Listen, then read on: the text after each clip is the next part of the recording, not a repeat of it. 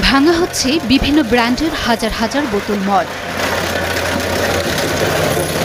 এর পাশেই বয়ে যাচ্ছে মদের স্রোত। দেখে মনে হবে এ যেন মদ ভাঙার মহোৎসব। শুধু মদই নয়, পুরানো হচ্ছে বস্তায় বস্তায় গাঁজা ও বিভিন্ন নেশাজাতীয় ট্যাবলেট। চুয়াডাঙ্গার সীমান্ত এলাকা থেকে আটক 4,07,07,723 টাকা মূল্যের বিভিন্ন মাদকদ্রব্য ধ্বংস করা হয়েছে এখানে।